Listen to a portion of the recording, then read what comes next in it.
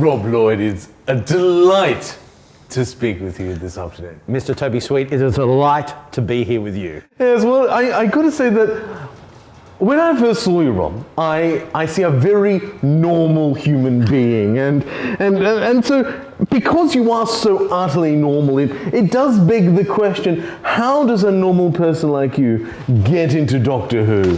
Well, I got into it quite late, so all the cliche of watching it, the classic era behind the sofa when you're a child, or the new era sort of like, being bombarded with it with Christopher Eccleston or David Tennant. I was in that middle ground, so during the 1990s, which is referred to as the dark times or as the wilderness years, I was at university in 1996, and when you go to university, you move away from home for the first time, you want to experiment.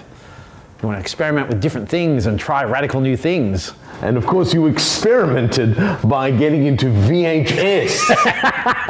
Yeah, I did. I met a kindred spirit when I was there, a guy called Alexander Jones, who was born in England, raised in Australia, and he still had his very strong Reading accent, and we just clicked. We were nerds of a feather and we flocked together. We talked about Doctor Who and the goodies and all this type of Sherlock Holmes, all that type of stuff, and he introduced me to Doctor Who because I was aware of it as a kid. It was always in my periphery. I remember seeing a little bit of it in the 80s, but it was Sylvester McCoy, and that kind of confused me because I remembered the Tom Baker image about Doctor Who. So I'd seen a little bit of Paradise Towers. I remember definitely Mel swimming and being attacked by the yellow robot, and I remember the Kangs going, Pex the Unalive and all that type of stuff. But I needed to know all of it. I was one of those obsessive compulsive nerds, as in a nerd, and I needed to know all the facts before I could sit down. And Al just sat me down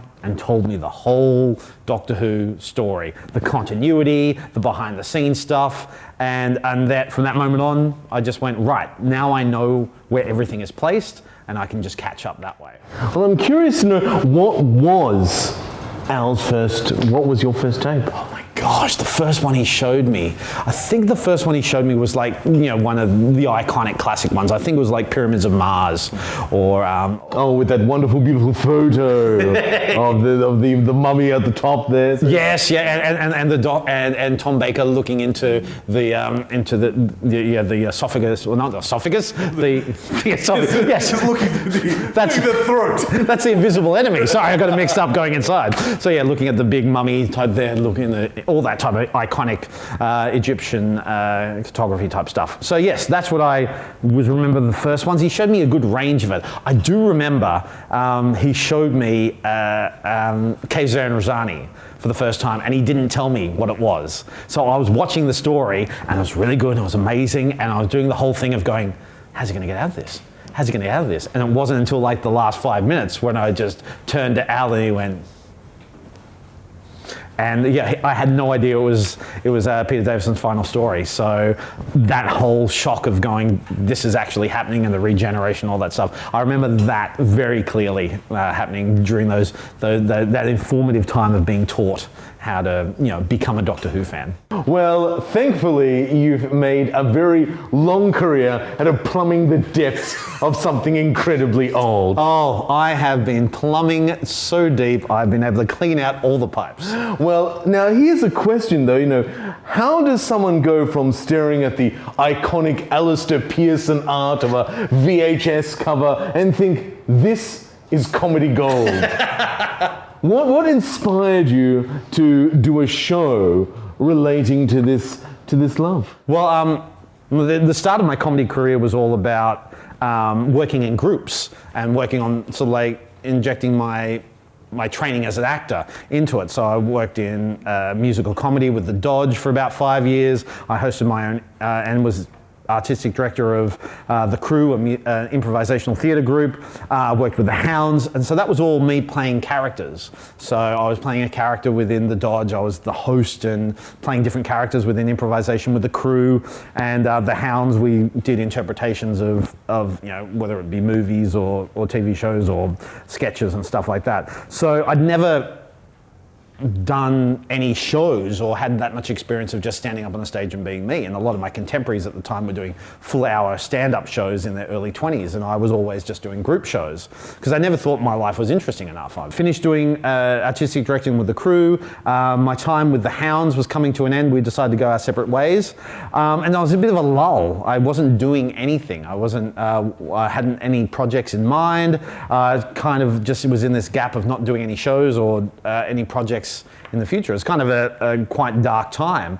And I thought this was it. This was the time to do my first solo show, because I think it was Comedy Festival 2010. A friend of mine, Sarah Bonetto, who'd been living in the UK for a while, she brought her show, which she did as sort of like a group show, which was called Storytellers Club, where she'd get comedians and all that type of stuff to stand up. And the focus of it was to do comedy-based stories. So not your usual material, your favorite stories you tell to an audience. And I thought, well, I don't have any stories in my own life to tell, which a lot of comedians did. So I said, well, I'll retell one of my favorite stories. So I picked A Scandal in Bohemia, which is a Sherlock Holmes story where they introduce Irene Adler, the woman, and I retold that in 5 minutes, just with me on stage. And stood up in front of it was like a 10:30 gig, a trades hall, a slightly drunk, mostly drunk crowd, expecting to hear rambly stories from comedians, and I stand up and act out a Sherlock Holmes story. So the crowd were quite bemused and going, what the hell's this? But I kind of got their attention by the end of it. And at the end of that, I turned to a friend of mine, director Scott Gooding, and he said, yep, we've got something there. And I said, yeah, I think we've got something there. So we developed me telling the first ever Sherlock Holmes story, Study in Scarlet, in an hour, because not many people do Study in Scarlet. It's an iconic story. It's where Holmes and Watson meet for the first time, but everyone focuses on doing either Hound of the Baskervilles or Irene Adler story, or just like peppering all the bits of it and turning it into their own original story. So that was it. And there was a throwaway line in there. I never thought of doing anything more than just one stand-up show, solo show on my own. But there's a throwaway line at the start where I go, before driving, before sex, even before Doctor Who, there was Sherlock Holmes. And after each show, I'd always have people coming up to me, congratulating me on the show, thankfully, but also going, so you're going to do Doctor Who next? You mentioned Doctor Who, you're going to do Doctor Who? You've got to do Doctor Who, because I became known as a Doctor Who fan, and also because a certain Scottish actor who had been playing the role for quite some time bears a striking resemblance to me. So I used that to my advantage to publicise other shows I was doing. So, and everyone would ask me, and just got to this point where Scott, my director and co-writer, ever the raconteur, whenever anyone asks, he'd just come up and just go, oh, yep, we're doing our Doctor Who show next. It's called Who Me. It's going to be great. Next year's Fringe Festival will come along. And I'd go, do we have a show? He goes, well, we do now. And so we started developing it from there, just from one line in my first solo show. Now, I've got some press clippings here, and you're talking this, before we get on to the development for me, you struck a chord about that when you developed your Sherlock Holmes, it was very much a storytelling perspective. And this one is a review from chortle.co.uk. Obviously comments that you make a very theatrical show. And one of the things they mention is that but he, that is you, is a solid yarn spinner and assured performer, holding the lunchtime audience wrapped, even if they're not guffawing. Do you feel that that has been your career, that you have been building up on your skills as that solid yarn spinner? Yeah, it was kind of like because I tried stand-up a couple of times in my youth. In my youth, Toby, I tried stand-up and I was never really good at it. And it wasn't really that fun for me. And so I was always thought, well, what's my place if I do solo shows?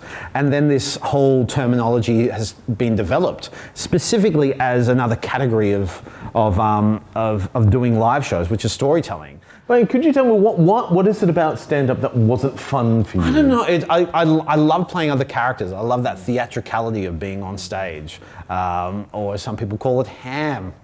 And so stand-up is quite, just you telling jokes. And so I was drawn towards those stand-ups who would add those more theatrical character-based elements. So one of my favorite stand-ups is Richard Jennings, who sadly passed away a few years ago. But he was always good at doing these long, convoluted rambles, but he would become a character and do these quite theatrical performances of characters he would play. I was really drawn to that. And more recently, when I first moved to Melbourne, I was drawn to people like Dave Gorman, who was very good at telling stories and having adventures within his own sort of like ideology of wanting to work out maths problems and scientific issues. So I was drawn towards that story structure of a beginning, a middle, and an end, as opposed to just getting up, talking for 45 minutes, rambling, or doing punch jokes. I liked, shape of show, as we call it in improvisation. So we've got this yarn spinner, the storyteller, and we've got the promise of a Doctor Who show. Yeah. A title that's by your director, Scott Gooding. So tell us, post-title, what was the next stage of development? How did you go and develop the show from there? Well, one thing that I knew what I didn't want. And so there was an iconic touring show that came out, because around about this time with Doctor Who coming back, there was a lot of buzz and interest in it. And I remember while season 1 was being shown here in Australia 6 months after it was shown in England, they had Inside the TARDIS, which is a touring show hosted by the great Tim Ferguson. Katie Manning came out, Colin Baker, and Sylvester McCoy. At the Robert Blackwood Hall in Monash, and at the Palais in St Kilda. Yeah. So I went to the Palais one. I missed out on the Robert Blackwood one. And for the opening part, Tim Ferguson, a glorified nerd, a huge Star Wars fan and a bit of a Doctor Who fan, came out and did about 5 minutes of warm-up material of Doctor Who jokes. And what I noticed then is that during that routine, a lot of his material bombed. And a lot of the fans who were sitting there were watching, and they were going, "It's actually this." And they were correcting him. So they didn't heckle, but they were going, he'd make a reference and they go, "No, it's not that creature, it's actually this creature." So I learnt a lot from that 5-minute routine, is that if I was going to do anything Doctor Who related, I needed to get everything right. Every reference, every specific quotation, whatever it is, I needed to get it dead right so no fans could ever question any of the facts that I did. Because Doctor Who fans in particular, they like to know that the person on stage knows exactly the same amount, if not more, than you do. And what's the mix that did you find it a challenge to mix? Obviously you wanted to have the most correct references to Doctor Who, but at the same time you need to make a show that's palatable.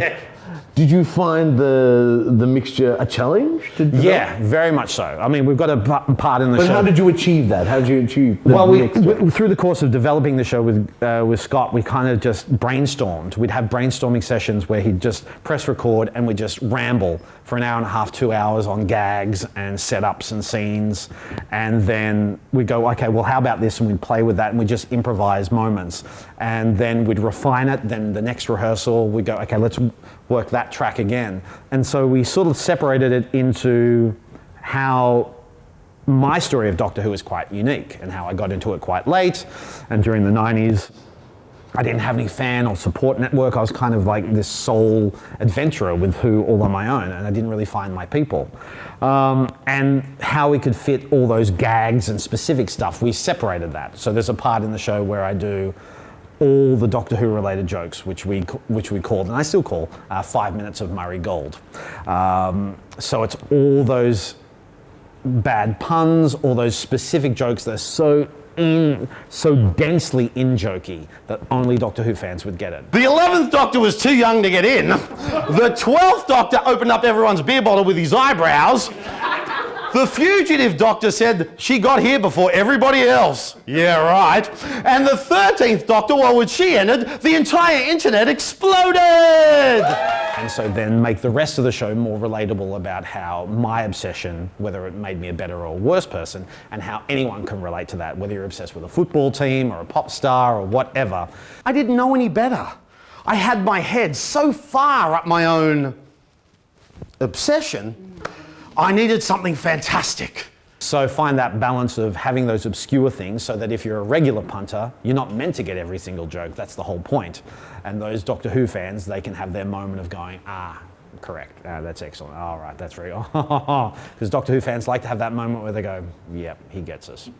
And in developing this show about obsession, was there anything from your early drafts that you wanted in that you had to cut out of the process? What were sort of the things that you wanted to do, but you just thought, no, this wouldn't be working for our show? Yeah, the original run, we did an original run at the National Theatre in one of their rehearsal spaces and hadn't run through it before. So it was me doing the show, Scott Gooding, the director and co-deviser, was there, my producer, Laura Milkey, was there, and I got in Scott McAteer, wonderful writer, dear friend of mine and a huge Doctor Who fan. And the three of them sat there and watched me just run the show for the first time. I hadn't timed it, was about a month out before I did it, and the show went for an hour and 45 minutes. So I had to cut a lot. And the one thing that was meant to do, the whole point of the show is the Doctor's put on trial to see whether he's made a good influence or a bad influence on my life. And there's the prosecutor, and I run the defense. And what it turns out at the end, it's a bit of a play on the Terminator, is that the prosecutor is actually a future version of me from another dimension who's a huge Star Wars fan, who's coming back to alternate the future so that the Doctor's erased and it becomes that. So what the end of it was, to be a bit improvisational, we were genuinely going to turn to the audience and they would decide the ending. Because we have that part in the show where the audience decide whether the Doctor's guilty, where he's erased, or whether he lives to fight another day.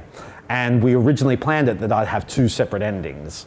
So if the crowd actually said, not guilty, we do the ending that I'd normally do. But if they said guilty and the Doctor's destroyed, we'd have this alternate reality where, and we wrote this whole scene where it cuts ahead to the future, where future Rob is doing this almost like Lifestyles of the Rich and the Famous walking through my mansion, because in my alternate reality I own the world's largest Zeppelin company, because in alternate realities you need to have Zeppelins, and I'm walking them through my collection of Star Wars stuff, and I've got George Lucas in cryogenic freeze to bring out for all my dinner parties, and then at the end of it I go, yes, so everything, I'm perfectly happy with my life. And then I turn and there's this silhouette of me, and as the music plays, it's the Imperial March. Dun, dun, dun, dun, dun, dun. And that was how the show was meant to end in the alternate version.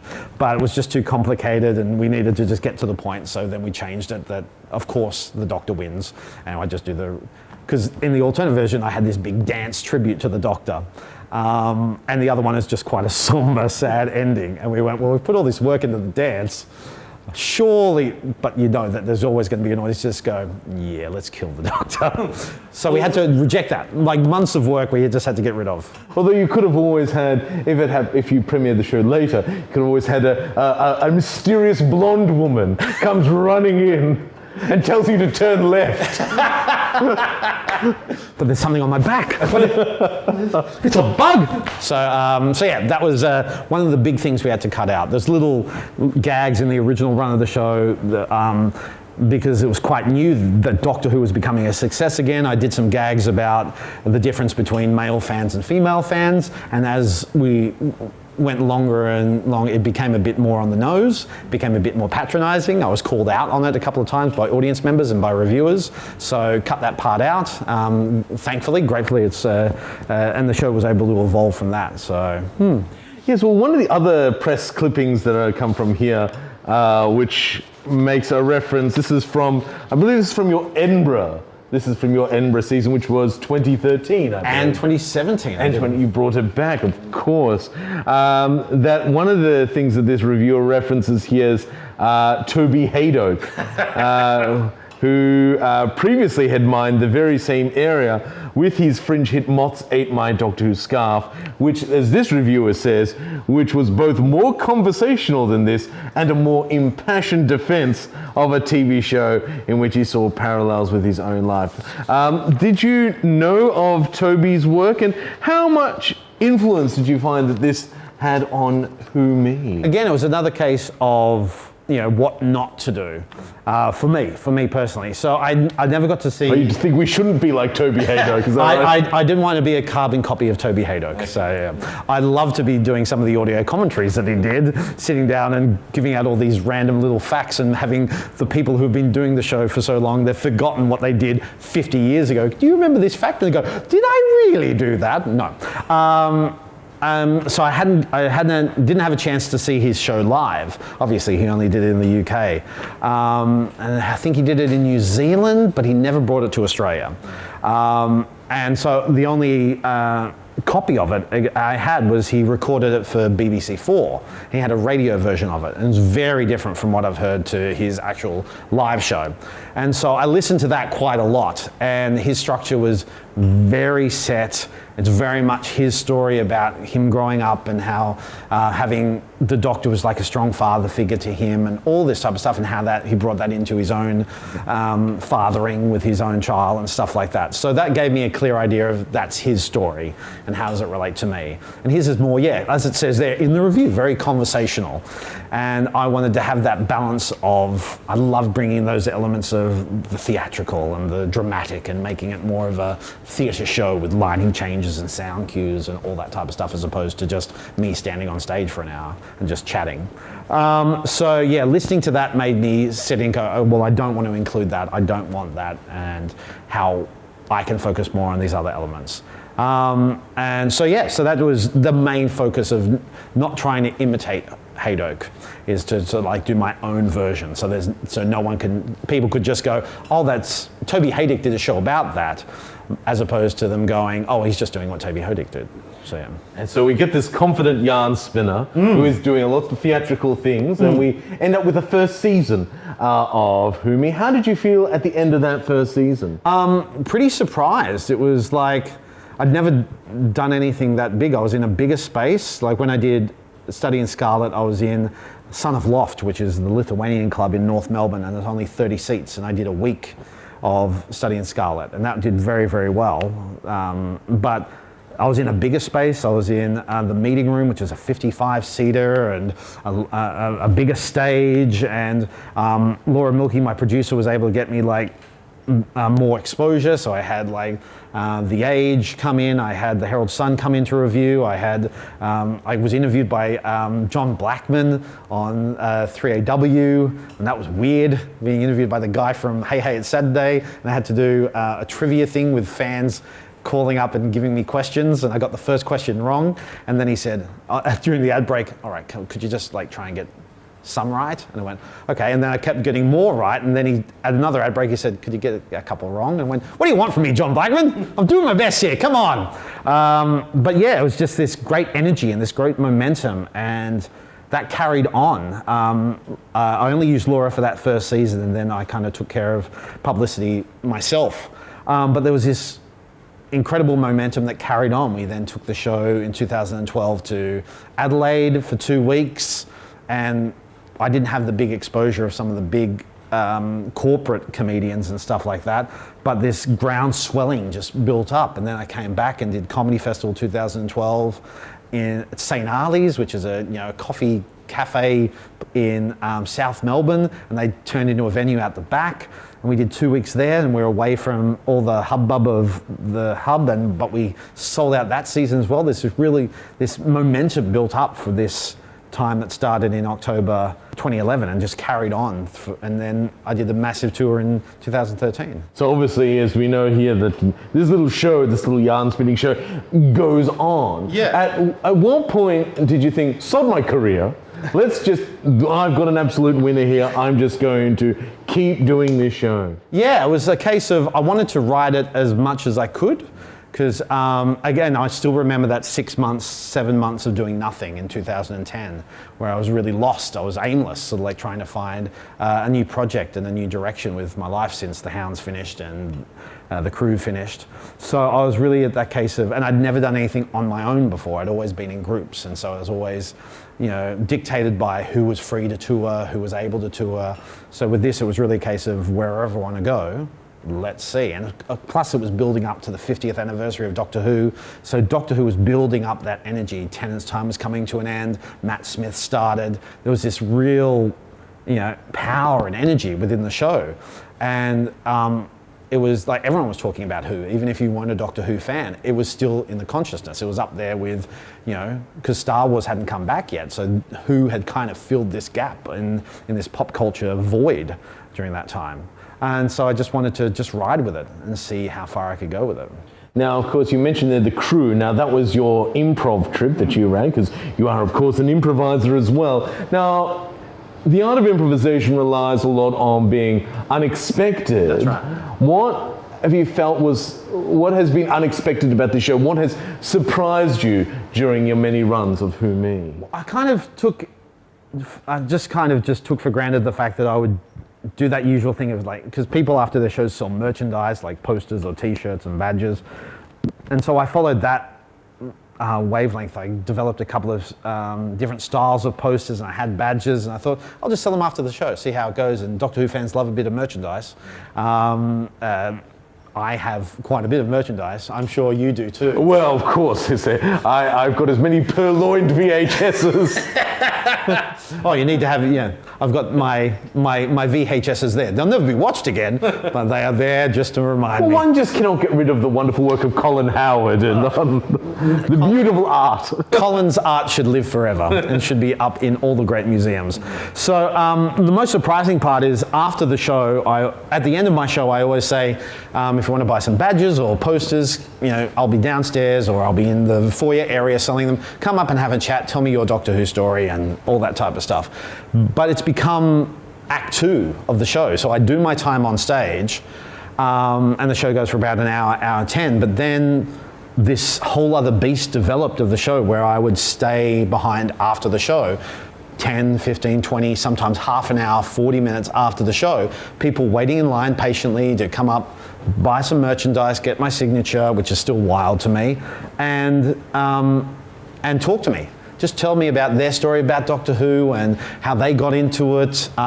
Stories like, the wife would be doing the talking, going, my husband dragged me along because he's the Doctor Who fan. But then as we got further into it, it was the wife dragging the husband along because she was the Doctor Who fan.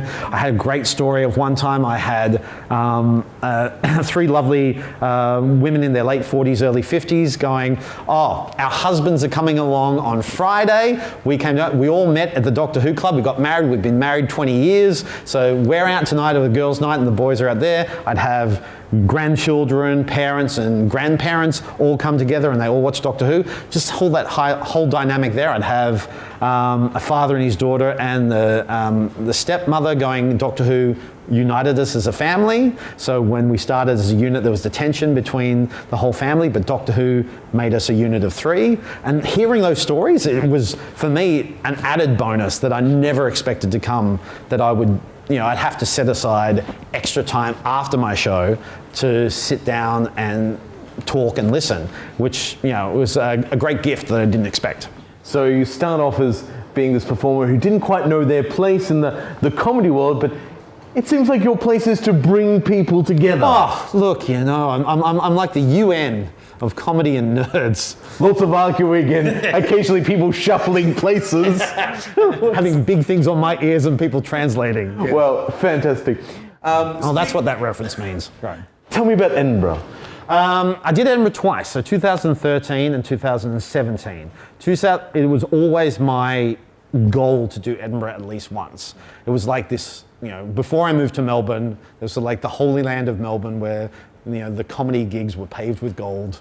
Then you get here and find the reality is paved with sweat and disappointment and alcohol. But I'd always heard about Edinburgh. The Dougs had gone to Edinburgh. Laney and Woodley went to Edinburgh and won their first, at their first Edinburgh, won the Perrier Award. All that type of stuff. I knew it was this, magical place. And trying to find the right thing to go. So when this momentum was building for Who Me, I thought this was the show that would work, and to go to the Lion's Den, the home of Doctor Who, the UK. And finally getting there, that first season, the 2 seasons are quite different. That first season was just a dream of a heady experience of there were 4 other Doctor Who shows. We all met and hung out and saw each other's shows. A lot of flyering and dressed up in my David Tennant costume and getting recognised and going, yep, comes come see my show. I had an afternoon slot, and in Edinburgh, that's the prime time. If you're on it like between 1 and 3, that's the prime time. So I had like a friend of mine, Tom Salinsky, was doing a show, and he was directing it, and it had Dan Starkey in it, who was from the modern series of Doctor Who, plays the Centauran, and so he was brought along to the show. So this energy and this type of force and all this type of stuff. It was new. I was reviewed by everyone. I got interviewed because Peter Capaldi was announced as the new Doctor, so I was interviewed by Scottish TV. All this great energy. Then came to 2017, and I wanted to go on tour again and take the show to other parts of the world that I hadn't done. And I wasn't thinking of going back to Edinburgh, but my manager at the time said, we can get you to Edinburgh, and that'd be a good chance for venue managers from the UK to see the show, and so then we can book in for a UK tour, which I really wanted to do. I wanted to take the show and tour around the UK. So I had to take it back, and I knew that was going to be hard to do the same show at the Edinburgh Fringe Festival. All the reviewers had already seen it, so there was no point in them coming back to see the show to review. I was at a later time. I was on in the evening, where here in Melbourne, if you get an evening slot, perfect. I had 8:30, and that would have been perfect here in Australia, because our festivals don't start till about 6. But in Edinburgh, the morning is for the kids shows, the afternoon is for the theatre shows, and the evening is for the stand-ups and the big stand-ups, all the guys who have all the exposure, all the TV spots on all those UK panel shows. And so I got 8:30, and I was going up against Daniel Sloss or Jim Owen or Ed Byrne, all these experienced guys. And it was a hard struggle. So 2013 was this heady experience of fun and joy and excitement, and 2017 was hard work. So much hard work. It seemed very much like a difficult second album. One of the press clippings here mentions here that Who Me must be easy to market, after all, and with an obvious hook for fellow devotees, but does it hold enough interest? After all, it's an hour they won't get back. Now, is that from 2017? this is from 2013. Oh, wow. And that was the good year. My question is that true? Did you find Who Me easy to market? For the first time in 2013, very easy. And we always use that whole spin of, it's about Doctor Who, but you don't have to be a Doctor Who fan to like it. Obviously, there's a lot of specific references in there, but I tried to open it up and make it more about obsession. Whereas 2017 was harder because I was at a later slot. All the reviewers had already seen it, so there was no need of them coming back. And unlike here, where reviews aren't really that powerful, in the UK, and especially at Edinburgh, reviews help you in such a massive way. If you get reviewed early on and get a 4-star, 5-star, you literally go around, print out your stars, you stick them on your posters all around town. You can start promoting the show, going, The Guardian gave us 4, The Scotsman gave us 5, all that type of stuff. And so I only got 2 reviews in that first week, and so it was very hard to, and they were sort of like lesser known independent publications, so I had all the biggies come the first time. So it was just hard to find that excitement and find that interest for people to come. And also it was later in the day, so I was flyering all morning and all afternoon, and then I had to then get the energy to do the show. And I was in a big space of about 100 seats and so struggling to get those crowds in. And that affected my performance, and I got really down at some point. And then, you had to go through that psychological journey of going, why am I doing this? Is there any point? Should I just give it all up? And then, you change your way of thinking and you find a way to make that show fresh again, whether you've been doing it for 5 years, 6 years, 7 years, 8 years, however long. Well, I think that's important to keep things fresh. And obviously it's a show about obsession. And I know that as an obsessive fan, you'd be obsessed with it, wanting it to be the best show that it possibly can be. Yes. My question is that how much has the show changed in those 10 years? What has changed in that time? It's been edited and cut a little bit. But the basic structure is the same. The basic gags are there. I've added in extra things. There's specific jokes about each iteration of the Doctor. So when the show started, Matt Smith's Doctor was there. And now we're up to Jodie Whittaker's Doctor. So I've had to add in gags specifically about that. I've had references to Joss Whedon. I've taken that out because I don't want to talk about him on stage. I don't think he deserves any more oxygen on stage. And I have a big dance at the end where I do a dance tribute to all the 11 Doctors. But then that's changed. And so now I've had to add in a 12th Doctor, then a 13th Doctor, then a War Doctor, then a Fugitive Doctor. So that's changed, and also I've added in some we've re-recorded the voiceovers as well with new gags by my comedy partner, Mr. David Innes. You talked about you were mentioning about Dan Starkey of playing a Centauran, and of course an elf in one of the Christmas specials. He did, of course. yes. But my question is, you've got the opportunity to meet a lot of stars of Doctor Who. Yes. What were some of the highlights? Yes, well, that's again another thing that I was sort of was envious of Mr. Haydock, because he was quite good at wrangling in Who celebrities. So he had so many of them see the show and give him Vox Pops stuff that he could use as a promotion. So I wanted to get into that sweet Doctor Who celebrity action. So I did the show up in Sydney for a Doctor Who convention. I had Camille Caudry, who plays Jackie Tyler. She was there, and Louise Jamieson was there. So they got to watch the show when I did it for their VIP event, in between them going from table to table to table, talking to each table at the allocated time, because those fans paid top dollar for it.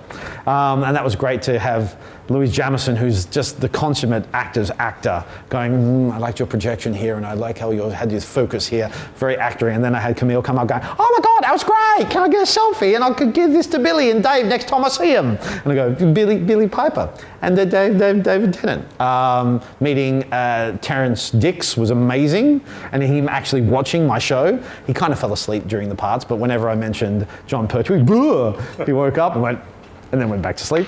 And meeting Katie Manning was pretty exciting as well, and just how she didn't get to see the show, but she was.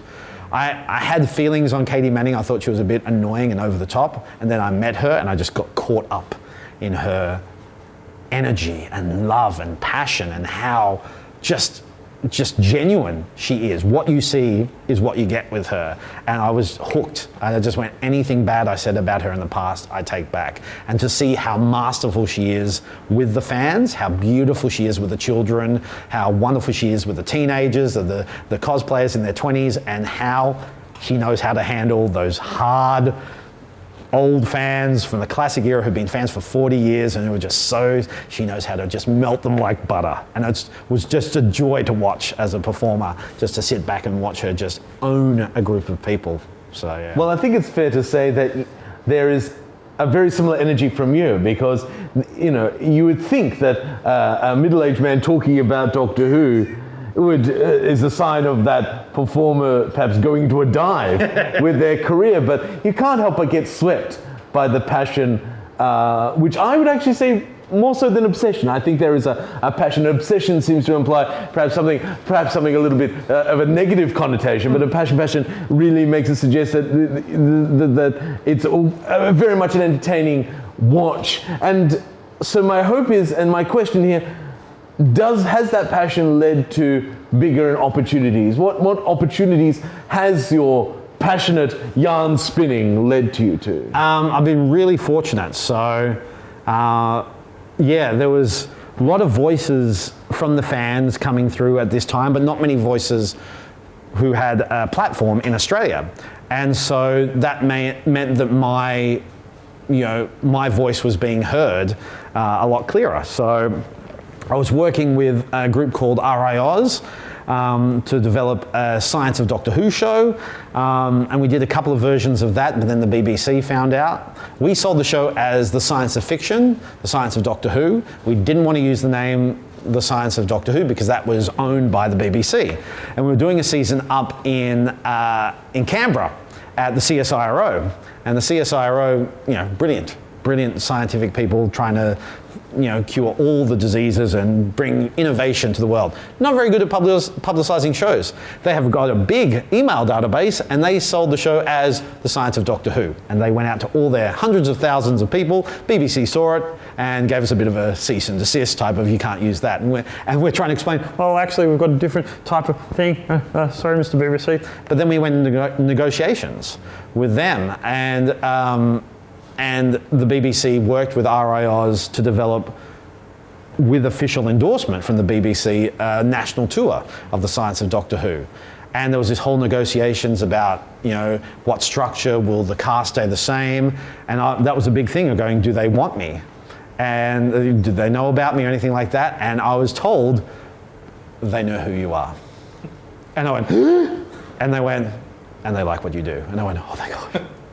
So you didn't feel the red dot on your forehead at any point. I felt it, and then it turned into a love heart. So I got to do the Science of Doctor Who show, and from that, the people at BBC Worldwide Australia saw what I could do and how I, could balance that fine line of appealing to the fans but trying to make it as mainstream as possible. And so they invited me back to do a special event for the Symphonic Spectacular, where they had a VIP event, and that was really fascinating to watch as well, to see how the people there knew the product that they had and knew that people liked it, but they didn't know how to appeal to the actual fans and what would work and what wouldn't. So we had a lot of discussions going, how about we include this and that?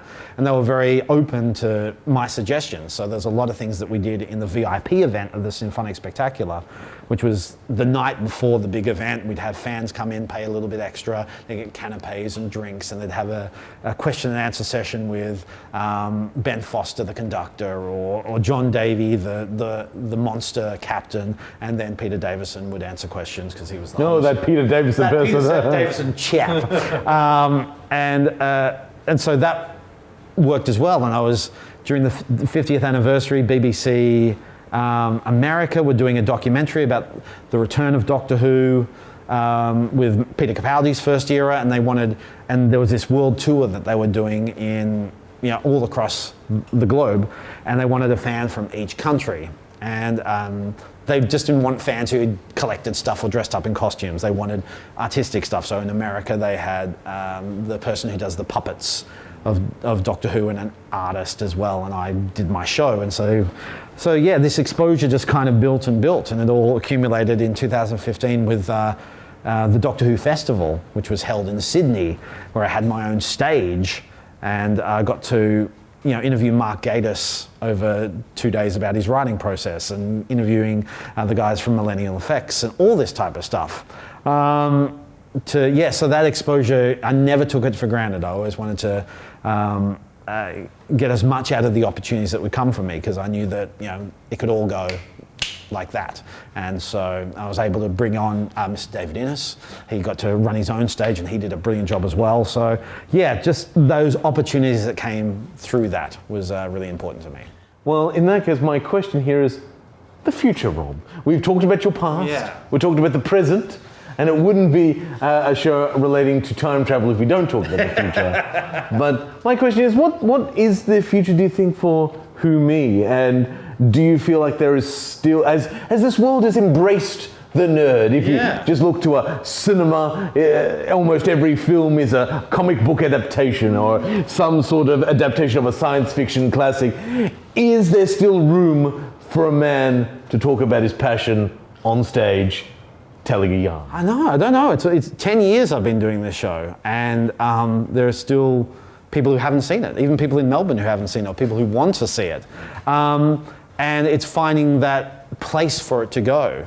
And so with the 60th anniversary of Doctor Who coming up, and excitement building up about celebrating the show this 60th year, and people not only wanting to hear new stories from the Doctor, but also hearing stories or new versions of stories from fans as well, and how they have enjoyed the show and how they embraced Doctor Who.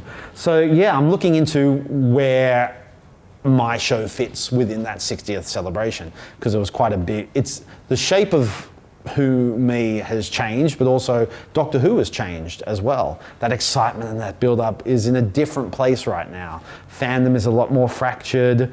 There's a lot more caution towards the show, and that really affects where the fan's voice is within the grand scheme of things. So I'm very interested to see how, with our build-up towards the 60th anniversary, whether there is a place for Who Me to come in and celebrate and bring people together, as opposed to at the moment where it's quite fractured. And any moment where we can actually celebrate Doctor Who together is not as regular as we used to back to, in 2013. Well, that's perhaps what we need from a man who was able to bring families together, that perhaps it is your duty to bring fractured fans together. I don't want to say it, but maybe I am the atlas of fandom here in Australia. Well, we'll know for sure when Big Finish releases. Yes. Who made the box set, volume 1, 2, and 3. Oh yes, with the and of course the spin-off with The War, Rob Lloyd. The War, Rob Lloyd. Yes, yeah, very much so. And I can't wait to get the making ofs afterwards, where I'm talking about the process of it. Oh, it's going to be amazing. Nicholas Briggs, give me a call. Or Jason Hay Gallery. Now, before we finish, because we'll be finishing up, it's been such a wonderful thank you conversation. So much for your time, Toby. But before we finish today, I thought it would be a very good idea. Now, a lot of people will suggest that, as we get older, we improve as a wine.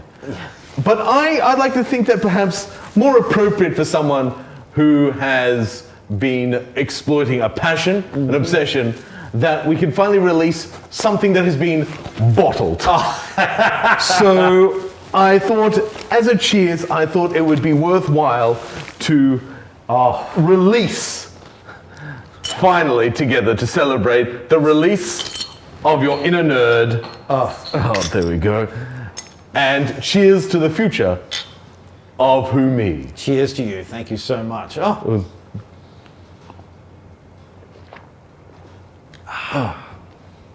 It's a good year. Indeed. Middle class, country New South Wales, white male. My stories have been told over and over again. But that doesn't stop a lot of people. Oh, good Lord. The people behind us fainted. As soon as you said country New South Wales, they fainted. They fainted on the spot right there. So yes, you were saying? I was saying that doesn't, I was actually saying it were a gag. Thank you very much.